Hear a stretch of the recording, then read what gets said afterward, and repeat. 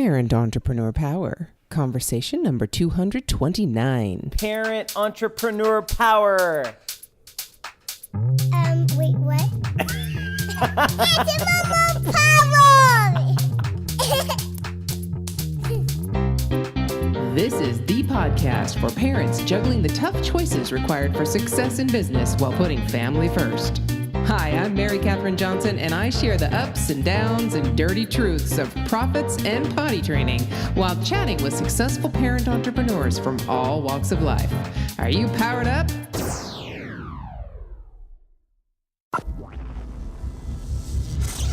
Hey there, power parents. Guess who? Mary Catherine Johnson here. And today, you know what?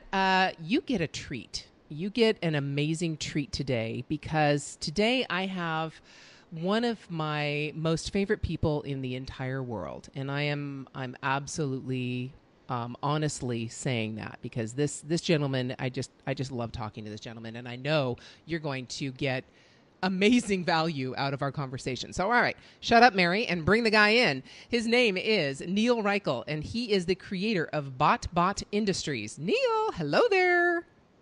Hi, Mary. I super thank you for the intro.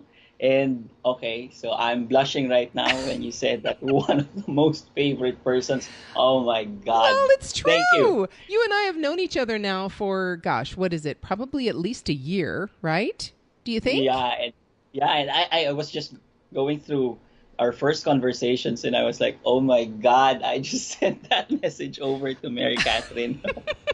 Well, and I have to tell people, and I have to share this story really quickly, and I know I've shared it with you before, but this was when Niel and I first met. Before we first met, I think he either requested to be friends with me on Facebook or sent me an email or somewhere, and he said, I don't remember exactly what he said, but it was something where I went, who is this guy? Who is this? I feel like I'm being, I don't know who this guy is. And I'm a little like, he's a little too excited. He's a little too happy. What does he want? He's got to want something. I mean, all these things were going through my head. And then something happened. I don't remember whether it was, I think it was a friend request you were putting out. And I always look at the friends that this person has that are connected to me. So the friends we have in common. And so luckily there were friends that we had in common that I trusted and valued. I think one of them was probably John Lee Dumas, and there was Pat Flynn, and there was all these people. And I'm like, okay, who is this guy? And he knows JLD and he knows Pat Flynn. Okay, fine. I'll be a friend with him. And so then I went ahead and accepted your friend request. And that just blew me away that my first impression, because I was, I don't know, hesitant, unsure. And my first impression was just blown away. There was no reason for me to be worried or anything like that because Niel has been an incredible friend, an incredible person to have in my life, and I've just enjoyed every time we've chatted. So, we're going to have a mutual admiration society here. I've got to tell you that because Niel and I really like each other and we're great friends. But let's get down to business and say, just like we do with everything else, every other podcast episode, tell me you can tell everybody else, your once upon a time story. I mean, how did you become a parent and an entrepreneur at the same time? Actually, what happened first was my attempts at business. And I started thinking of ways to, the word was really survive. So when I was going through college, I had to raise money just for tuition fees and for transportation, going to the school, going home. And I was thinking of ways to raise the money. So I was selling food, and then came work.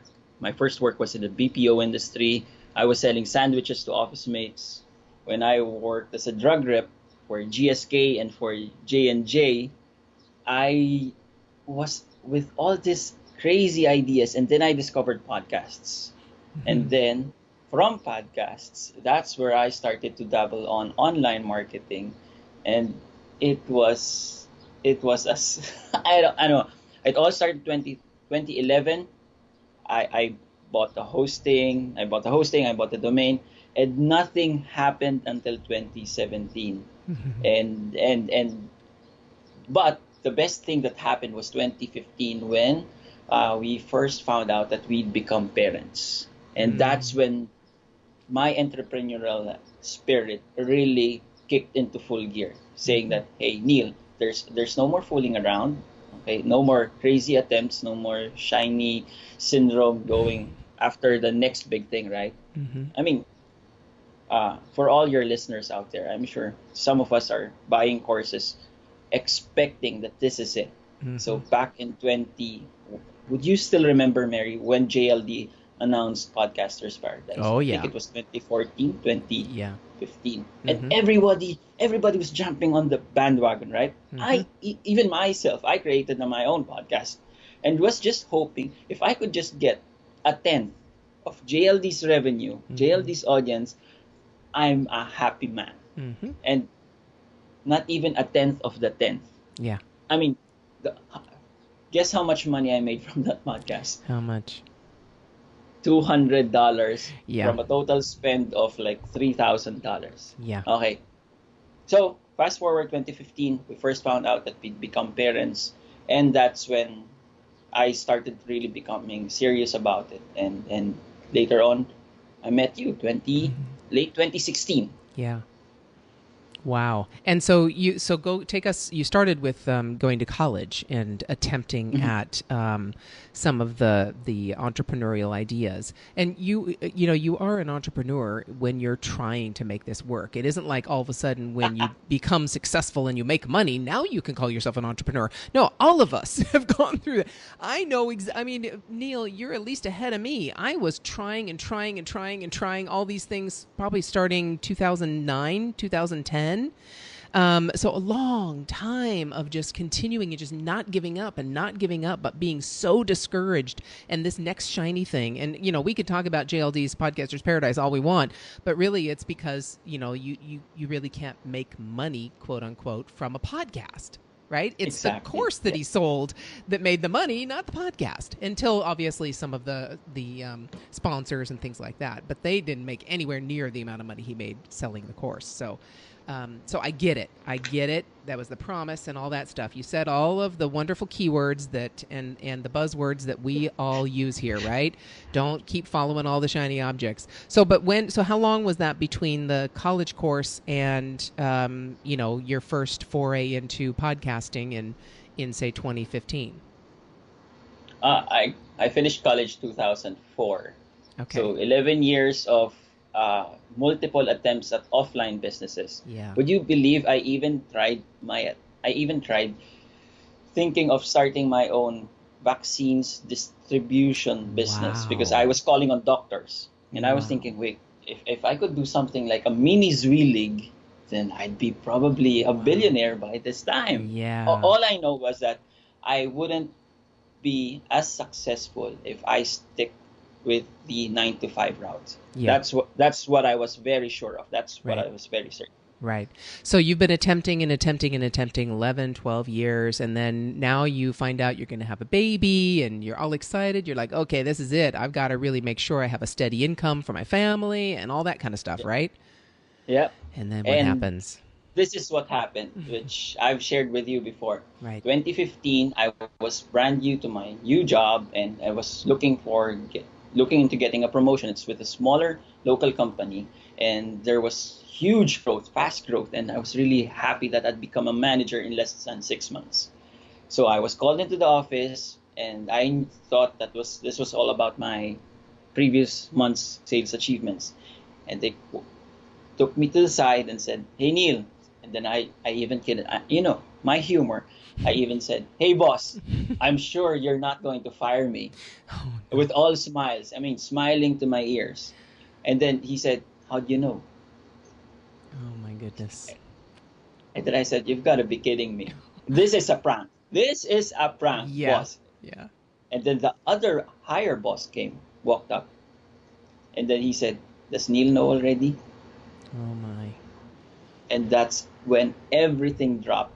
My wife was due in 3 weeks, and I'm losing my job. It was around 10 in the morning, and they took me to a coffee shop. I won't forget that coffee shop. No. We talked, handed over the paper. They said, "Okay, we have to terminate you. The company has different directions. and we can't see you in the picture. Oh my goodness. And and so the office was an hour away from home. So I couldn't get home. I couldn't get home. I couldn't tell the wife that, honey, uh, I know we're due in 3 weeks, and that I'm about to lose my, about to lose my. Okay, up to this day, it still gives me the chills. And Yeah. I spent 4 or 5 hours just waiting and thinking inside the church. We've got a church close by, Hmm. and I was just, I didn't know if I was praying, it was thinking, talking to myself, talking to God. I don't know. I just wanted some clarity Yeah. and just an ounce of courage to tell my wife. But I had to. And so I came home, we had dinner, then I told her. And you know what? The wife, she said, don't worry, honey. It's just a job. At least we have the baby. That's the most important thing. We've waited for 5 years. We got married in 2010. We've Yeah. waited for 5 years for this baby. So nothing can bring us down. Oh my. And I just got that spirit of encouragement from her. And then I said, no problem. If I could drive an Uber the following day, why not? Yeah. I'd do anything Yeah. to raise money for my family, to raise money for the bills, right? 3 weeks after, when we were in the hospital, already giving birth, the baby, we were all excited. That's when the other thing happened. When I when remember, life really, really went down. yeah, I remember people saying that when you hit rock bottom, there's no way but up. And I was really expecting that to happen, right? Hmm. But when we were giving birth to the baby, the doctor said that I have to call your OB and she has to tell you something. And we found out that the baby didn't have a heartbeat anymore. Hmm. So we lost the baby while we were giving birth to her. And that's when they said that when you hit rock bottom, I said, they drag you along the rocks, Oh my gosh. right? They Yeah. really bad. Yeah. And uh, I I I mean, we came home and people of course didn't know. They were Yes. messaging us, congratulations, Yeah. when can we see the baby? We didn't tell that we had a wake for 2 days, for 2 nights. We didn't tell anyone because why would we tell people, Hmm. right? Hmm. And it was a painful thing. But when I was seeing my wife totally down, that's when I told myself that when you were down, she was there to pick you up. So it's my responsibility as the husband to pick her up as well and to pick Hmm. myself up as well. Yeah.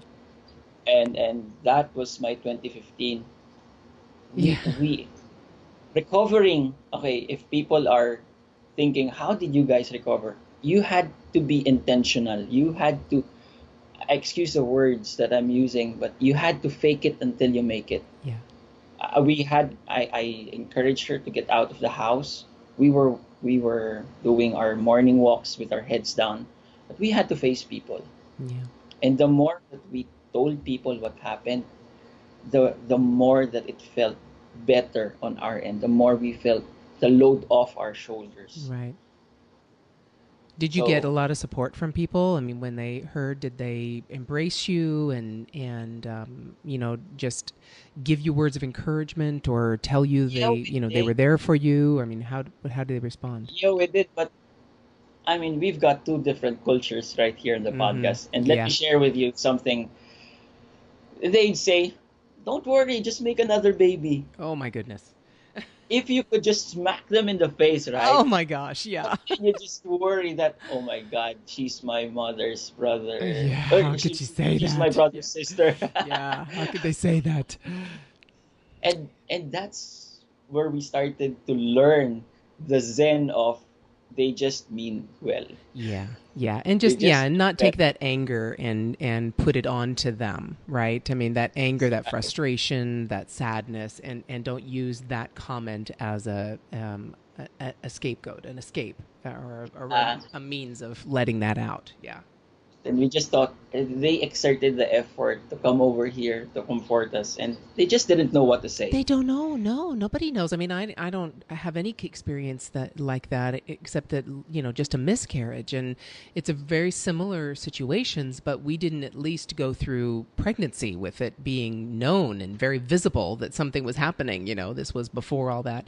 So just the people we told, and then they had to ask questions and things like that. But they just people don't they don't know what to say. And so going through that situation, do you say something different to people when they have tragedies like that happen? Right now, I tell them this: I don't know how much pain you feel, but I totally am here for you, just to sit beside you, to listen whatever you have to say. That's I awesome. respect your pain, and I'm just here to listen. So everyone listening, please, power parents, if you could, instead of saying, and I know most people aren't going to say this because many of us have had our own situations that we've had to go through, and we know how painful it is for someone to say something like, oh, you just make another baby.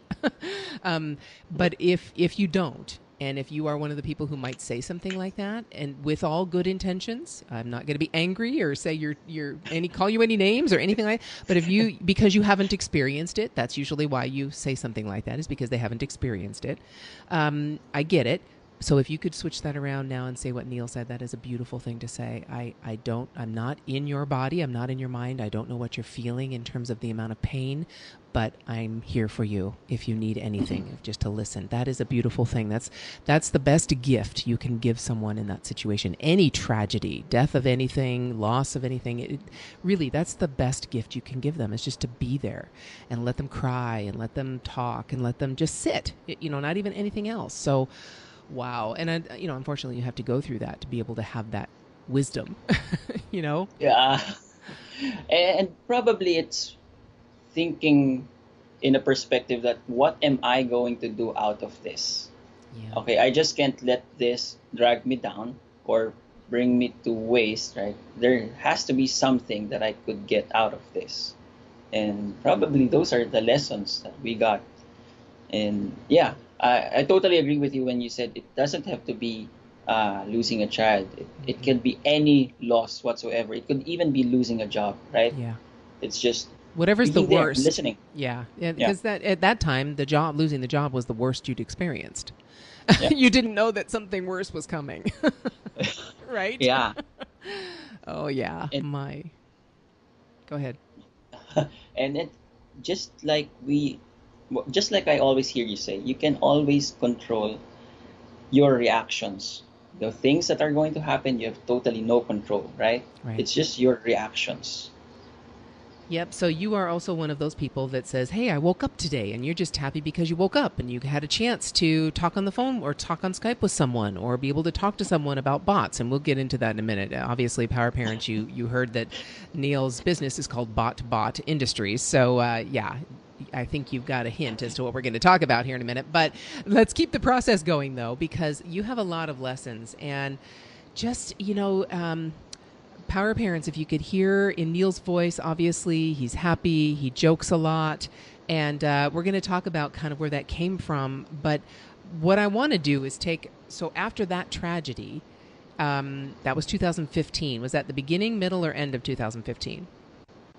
That was September 21st, 2015. So Yeah. probably Toward towards the end. Yeah, toward the end of 2015. So you go into 2016, and we met sometime in 2016, right? Right. Yeah, That's right. Maybe was it a year after that? Maybe. But I remember the conversation when you told me what had happened and how impacted I was with that. And then so now let's bring everybody back up after we've calmed down. So now why are you on this podcast, which is called Parent Entrepreneur Power, sir? What's up with that? Okay, so now we have a 1-year-old baby, and close to 1 month. I know. She's a sweetheart, and of course, I mean, we all call our children our sweethearts, but I don't know. I'm now turning 37 this year, and I just love every bit of parenting at this age for me. Yeah.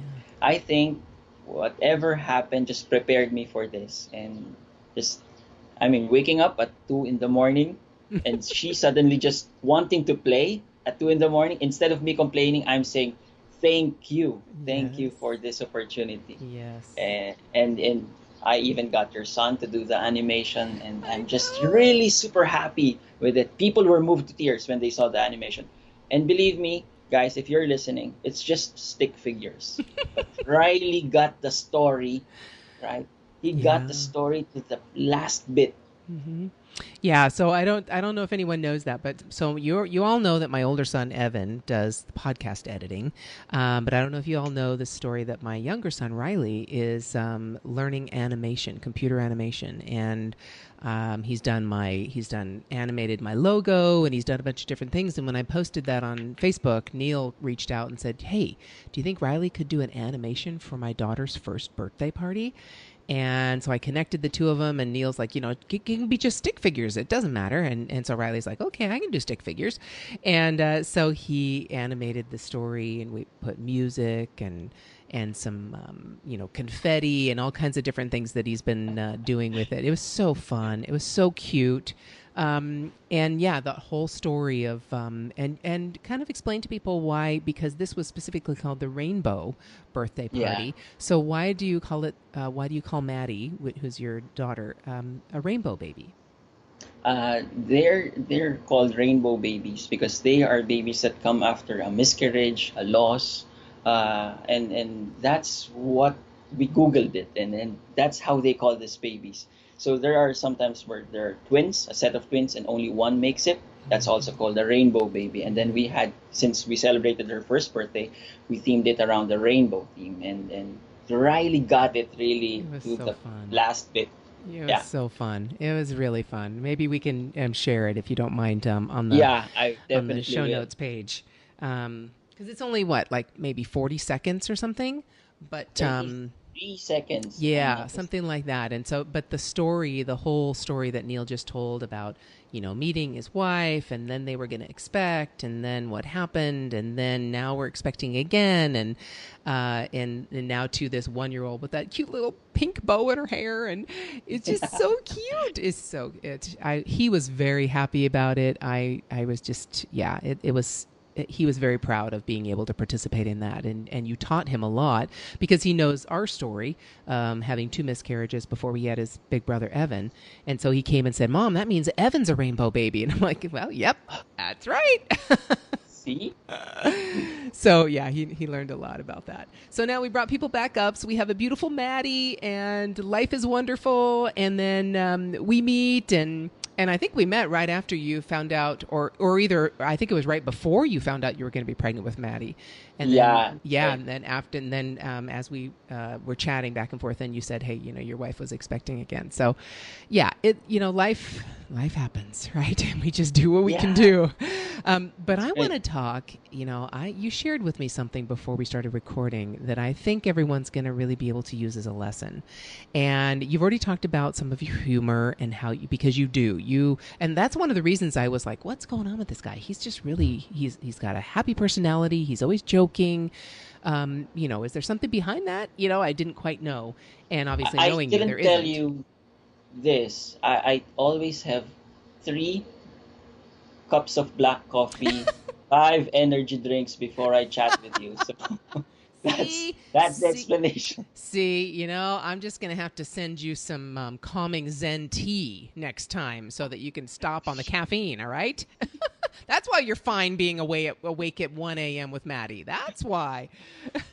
No, but there are some very specific things that you shared with me that really has helped you develop this coping mechanism, if you will, and then Exactly. then we can take it further. But could you share that? Yeah, definitely. If you guys who are listening to this right now, if you're in your cars, taking a walk, whatever you're doing, and I know we've got our own problems. This could be credit card bills, this could be sickness in the family, whatever. And you know that life can bring you so down. I just want you to listen to this story that I have, and tell yourself that, okay, I can make it through. Just tell it to yourself, even if it sounds impossible. Tell yourself, and you'll see instant results. Okay, so earlier I was telling Mary about this, and she didn't know about this before. When I was in third grade, uh, what happened was my my parents uh, were okay. Police came in. It was like 6 p.m. Police came in, like a bunch of police came, a bunch of cops came. There were close to 20 with full gear, and they picked up my parents, and they said that they were just going to question my parents.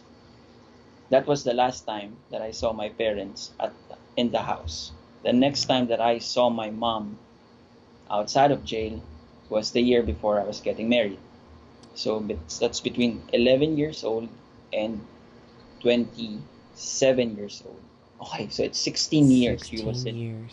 jail for 16 years. And in Wow. between that period, I had to tell people, I couldn't tell people, of course, that my parents were in jail. I had to tell people that my mom was out of the country, she was working, and then they would ask, okay, if your mom was out of the country and she's getting good pay outside, right? Why don't you have better clothes? Yeah, or, right. or why are you trying to raise money? And then why not? I mean, this is just something that I'm enjoying. Yeah. So, so the story behind it is sometimes we just do things to survive. But if you try to think of ways that you could, I mean, my scapegoat was humor. Okay, you could do whatever you pick. Mine was humor. It worked for me, and from there, think that and tell yourself that this is not the end of it. Okay, at 11, I was really close to hopeless, but somehow I don't know how my mom injected it into me. She told me that this won't be the end of it. Okay, this is Mhm. just the early part, and she even told me, be thankful that this happened at an early part of your life. And I was like, huh? Be thankful How could you for this. say that? You're saying to yourself, "How what? How could you say that?" Yeah, and then she said that the story of the timeline. So things really happen. Bad things really happen, and good things really happen. It just the only difference between one life and another life is when it happens. So she tried to influence me, saying that you should be thankful that this happened early on, and see that you still have a mom that's Mhm. alive. Mhm. I mean, and that's when I started to become intentional about being thankful. That regardless of how bad it is, there are still things that you can be thankful for, even if it's just close to lying to yourself, right? Because deep inside your conscience, you know that I don't really feel good, right? Right, right, But if you just go out there, like what we did with my wife, we were taking walks, and just it started with this greeting people, good morning. right. Good morning. We from our heads down, we started to look at people, smile, Mhm. even if it was the hardest smile that we could try to produce, Right. and greeted people, good morning. And instantly, you could feel all that weight off your shoulder Mhm. slowly being taken off. And reaching out to people. This is how I met Mary Catherine. Mhm. And reaching out to people and just appreciating them for all the wonderful things that are happening to them. I mean, people tell you that how could you do that? But for selfish reasons, it will work for you. Appreciating others will make you feel good. I don't know how, I Oh don't my know why, goodness. Yes. but it does. It Okay, do it does. for yourself. Yes, it is. I mean, I wrote a post one time saying, I think it was titled something like "The Selfishness of Mother Teresa," and that's the whole premise of it. She obviously wasn't selfish, but when you give to other people, you get way more in terms of the feelings, the good feelings that you have, than you could ever give.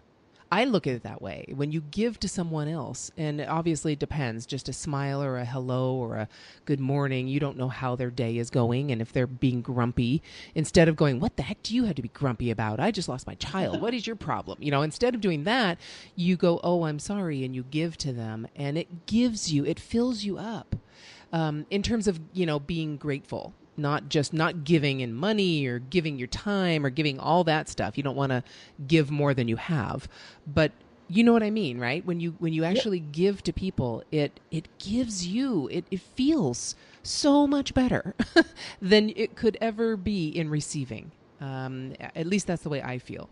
So I understand what you mean by feeling selfish, or being selfish. It is. It is almost a selfishness because it feels so much better than the receiver, I'm sure, feels. Yeah, that's right. That's totally right. And again, let's be honest about this. And I've been listening to your episodes, and you've been very upfront with saying about you saying to yourself that I've got to use toggle, right? But you don't get to use it all the time perfectly. Right. And that's what we are. We are humans, right? Yeah. We aren't bots, right? That are Right. programmed to do just one thing. Right. Okay, you will fail, but you have to be intentional that whenever you catch yourself feeling really bad or in a grumpy situation, just smile. Yeah. That's it. Yeah. So, Power Parents, that's really, I love the way that Neil's unpacking this for you, because you've seen in his life where he's basically just basically surviving and trying to do the best you can to survive, to eat every day, to sleep every day, to have a clean place to be, to enjoy life and be able to look at the sun, right? Or the trees or whatever. I mean, but we're talking about eating and living by survival. And now we know why, that he's got that intention of humor and happiness and smiling and all those things because of at 11 years old. I mean, and Neil, I'm sure you will revisit this that feeling about your parents being taken away at 11 when Maddie reaches 11. You'll see her at 11 and go, oh, and you'll have probably a lot more compassion for yourself when you see how she is at 11 and you think, how in the world could she lose both of her parents right now? Yeah. So when you get there, I hope you will, in retrospect, think back and give yourself a little more compassion and credit, because that's a pretty amazing thing to be the amazing person you are without that the positive parental influence from the age of 11. I mean, that's really a major growing time. Saving this episode right now. Yeah. So we saw that with that story, but that was just survival. And then Neil and I meet, and we're talking, and we actually met before I got into bots. Right? I mean, Yeah, you were just that's on right. the podcast, listening to the podcast and just kind of chatting back and forth. We didn't really have a purpose for our conversations in the sense of you growing a business or, just the general in terms of business. But it was really just a networking conversation and getting to know each other and that kind of thing, just chatting. And then now all of a sudden, Andrew Warner comes along and just totally turns my life upside down. And I start on this bot journey.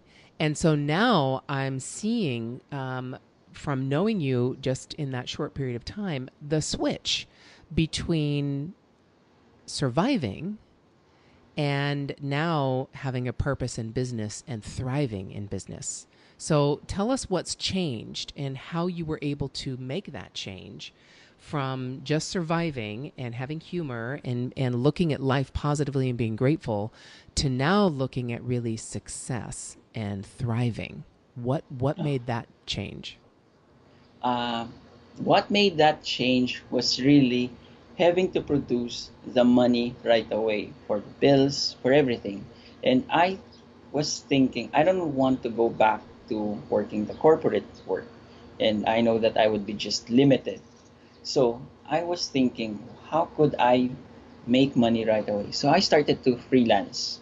So guys, if you're still stuck with your businesses, but you need to produce money right away, freelancing is one of the fastest ways that I know would bring you $500 a week, guaranteed. Right. And so when you Okay. say freelancing, what are you talking about? You just look for problems that people need solutions that you know how to do. If it's basic writing, article writing, if it's email copywriting, if it's even as basic as putting up a Thrive theme for someone else, that's freelancing. And you can go to job boards like Upwork, but you can even go to your own network, to your own circle of friends, right? That you have right now on Facebook. Right. Just pick the last 50 people that you had conversations with, right? Just start telling them about what you do. And that's episode 164, guys. I mean, Yes, with Mary Lou Episode- Kaiser, okay. my good friend Mary Lou. Episode 164 with Mary Lou Kaiser. That episode is worth more than $500 if you buy it in course. I'm telling you guys, listen to it. Okay. So, I was But can reaching I out break to in Mary- there? Hold on a second. I've got to say Sure. something. Okay, Power Parents, did you hear what he said? He didn't say go out and create a website, get a business license, tweak your website, get a logo made, go get an explainer video. None of that. Okay, we're not talking about all that stuff that we do to actually put off working and taking that first step, which is getting someone to hire you. If you heard anything from that conversation, it's get someone to hire you first, then label yourself as a whatever and do a website if that's really what you want to do. So anyway, sorry, that was one of my pet peeves that I used to do. I did that for months. Oh my gosh, I've got to get the website done, and I've got to get this done, and what about a landing page, and what about a sales page, and I've got to create a course for this, and that was all baloney, High five. Yeah, right. It's crazy. Business cards, everything, Yeah. right? And then you've got all the social media assets that you've got to make sure that they're all under of one course. name. Yes, of course. Starting And the with- branding is consistent. Yeah. Oh, the colors! Oh my Oh, God! yeah. I have Oh, to yeah. choose purple or blue. Oh my God. All right. So we're done with that. We're not doing that. We're just freelancing. We're just getting someone to hire us. All right. Exactly. So Without any portfolio, just reach out to someone right Yes, now. Okay. yes. Just pick a skill. Okay. Mhm. Or better yet, choose the last 50 people you've had conversations with, whether it's on your phone, on your Facebook Messenger that you've commented on, or commented on your post, right? And then see what's the most common among these people. If it's really scattered, thrown out, okay, just pick a skill. If you know how to do copywriting, if you know, you just Google a skill, okay? And then reach out to people and start asking them, hey, I've now started to do this as a professional career. Would you know anyone? That's a keyword. Would you know anyone who would be interested in this as a service? I'll even be giving you a referral commission if you point someone that way. If it's you, I'd be more than happy to give you a discount. there you go. Yeah. Right. So you did That's it. that. Then what You happened? Did that, and I hired you as a mentor. Okay? I was thinking I wanted to go to Bot Academy, but I was thinking what would be a smarter way. So I just waited for the poster child, the best graduate to come out and hire that person to become my mentor. And guess who came out as the best student? Mary Kathleen. And we already Oh. knew each other. And we already knew each other. Yeah. Who would have thought, right? Yeah. And for people who don't know, the first time that I reached out to Mary Kathleen, that's why she was kind of worried. The word would be skeptical. Yes. Because I offered to work for her for free. Imagine someone who's thousands of miles away without any common connection yet Right. offering to work for free. Right. I thought that this would make people go bananas, like, whoa, this is so awesome. I'm going to hire this guy. Which And what actually happened? it was the opposite reaction. Yeah, because and what have we've talked about this many times, because what happens when you give something for free? People don't appreciate the value of it. No. It's just like a benzene a lot, right? Yeah. That's It is. $1. And so instead of saying that to you, saying, no, go away, I don't appreciate you, we developed a little more of a relationship. And I said, no, I'm sorry, you're not giving this away for free. It's just not Yeah. going to happen. That's what you taught me right away. Yeah. So this person is wonderful. This person is awesome. I mean, I'm sorry, going off topic. Do you have that feeling sometimes when people smell you as, okay, this person has money? Yeah. I'm sniffing. Oh, this lady has a course. What service can I offer this lady? Right? Instead of instead of, hey Mary, I love your course. Yeah. It really looks awesome. How can I spread the word for you? Yes. Very Something like different. Yes. Completely different, isn't that? Yes. And it's not like you came across as like that, like you were talking about. That's not how you came across. I am always skeptical of anyone who's trying to give me something for free, and especially if they're trying to give me their own service, their time, for a skill that I would pay for. So yeah, that isn't because you were being weird in that respect. It was that I was very skeptical that wait a minute, I know that things that are for free don't have as much value as things that would they pay for. So do you really have the skill that you're saying you have, or whatever that might be? But then we took it further. We did different things, and I had a course to help teach people how to create chatbots and create their own agencies. And so we're talking about probably that was. Oh, when was that? Probably May or June. Was it June of last year? Of Probably June 2017? of 2017. Yeah, it was probably less June. than a year. Mm-hmm. Less than a year from back. What's the secret? My take for thriving is hire a mentor. Okay? Yes. Hire a mentor. It will fast track you. It will get you moving. It will get you accountable. But what did that do for you? So when we talk about hire a mentor, and thank you for that, and I'm not asking you this because I want, positive comments on me, but what does the mentor actually help you change in order to get where you need to go? I didn't just give you a roadmap and say, okay, so do this on Monday, do this on Tuesday, do this on Wednesday, and you're going to get there. I gave you some things that I wanted you to do daily, but it wasn't, the specific thing. Call this person at this time and say this, right? That wasn't it. What does a mentor actually help you change in yourself for you to be able to create success? Personally, here's what I think. When I hired you as a mentor, what really got me was the accountability to take those actions, the accountability to execute consistently. And yes, you are right. You didn't say you've got to do step A, B, C, D. No, what you were there for, just your presence alone, made me take action versus being complacent. And don't get me to complacency. This is probably one of the number one killers of dreams, ambitions of people. Right. Yep. Just being comfortable, that's going to kill you. Mm-hmm. But taking action, moving forward, that's where that could be the 80% of what you contributed to me. And then go ahead.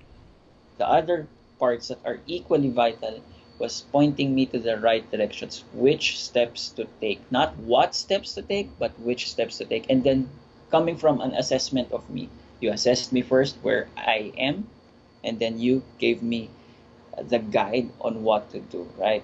Yeah. So but when you take those actions, when you're held accountable to those things, and you actually take those steps, how does that change your mindset about your abilities and the things that you can accomplish? How did those actions, how did holding you accountable to those actions change your mindset? From surviving, I went into thriving. That's my personal take.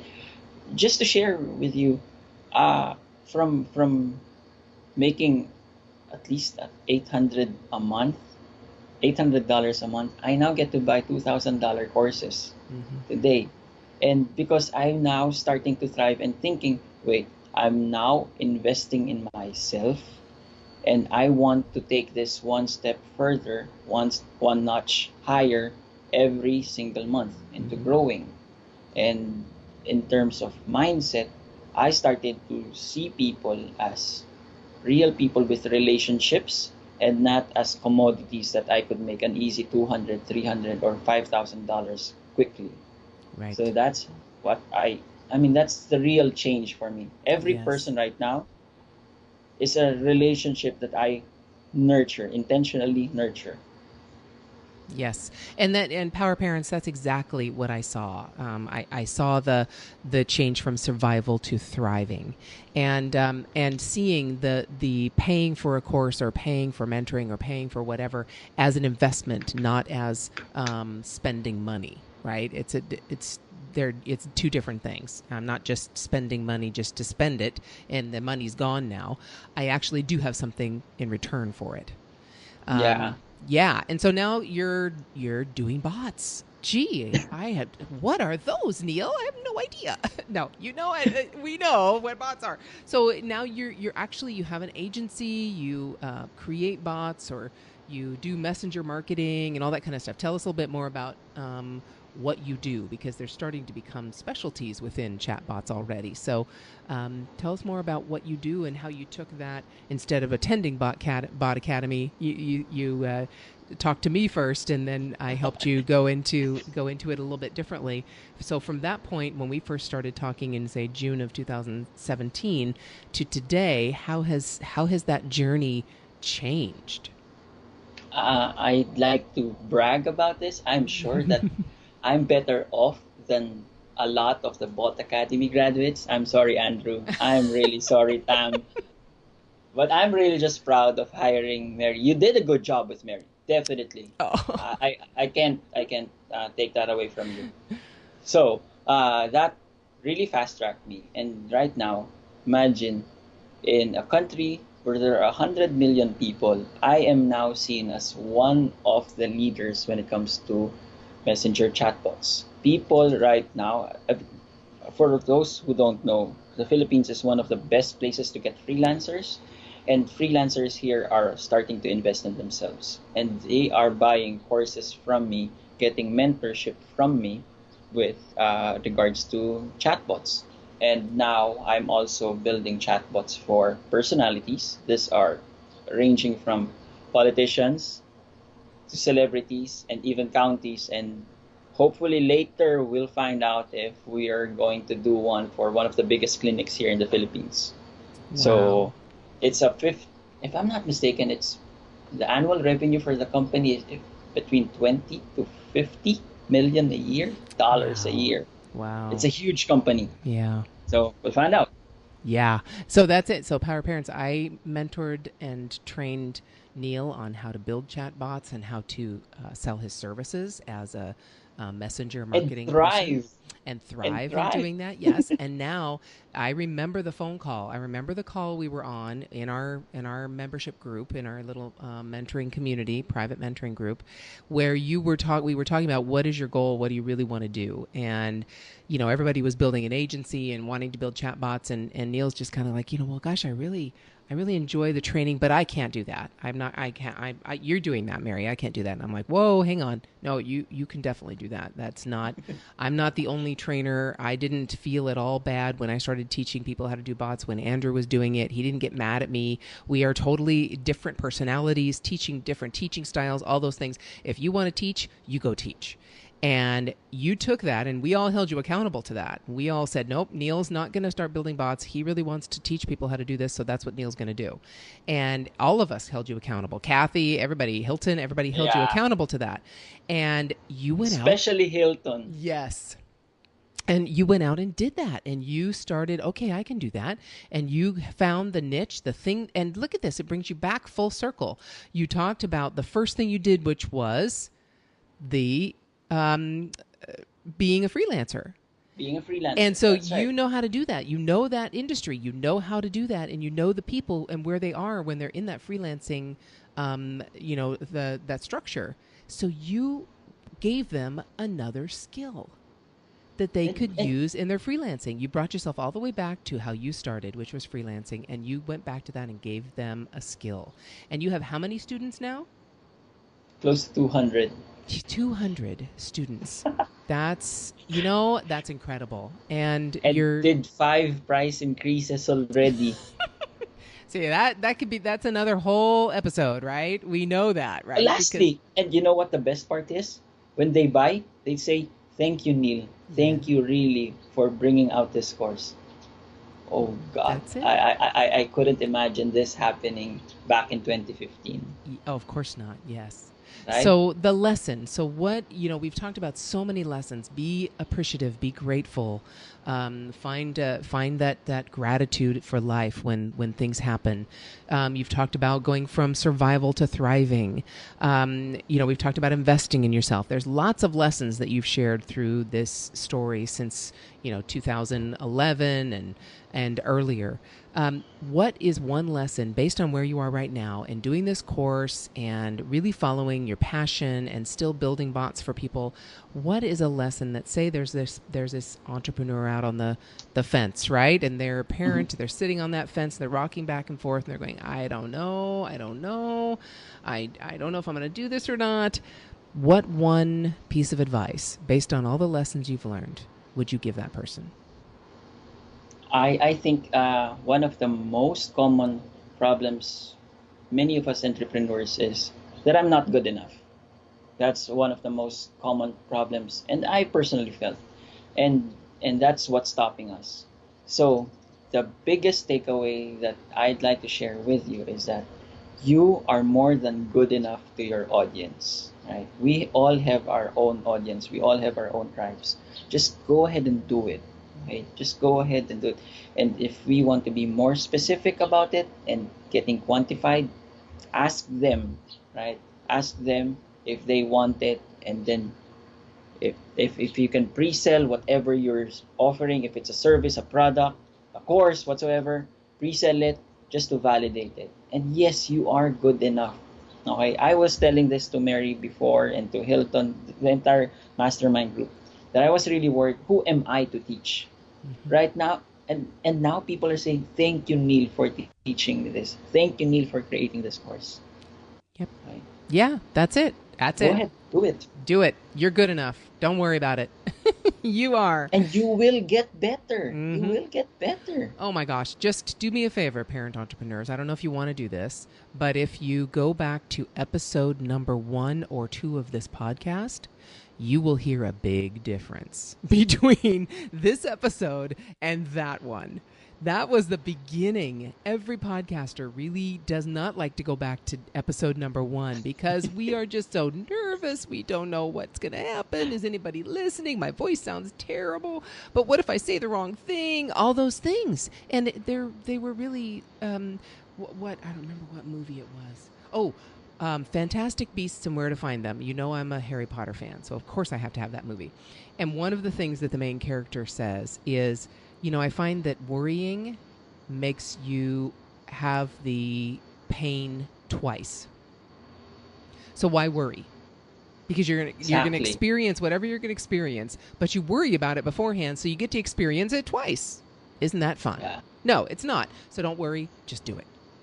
Neil? Yeah, stop worrying. Oh, it's been so wonderful. Thank you so much for coming on the show. I'm so glad we were able to make this happen. I know we'll have you come back, a year from now, however long from now, and see how things are going, see how life changes, because it changes. And that's okay. That's a good thing that life changes. For me anyway, I can't imagine if my life stayed exactly the same every single day. I'd be, oh boy, bored stiff. Thank you for joining me. Just one last Oh, thing? go for it. Okay.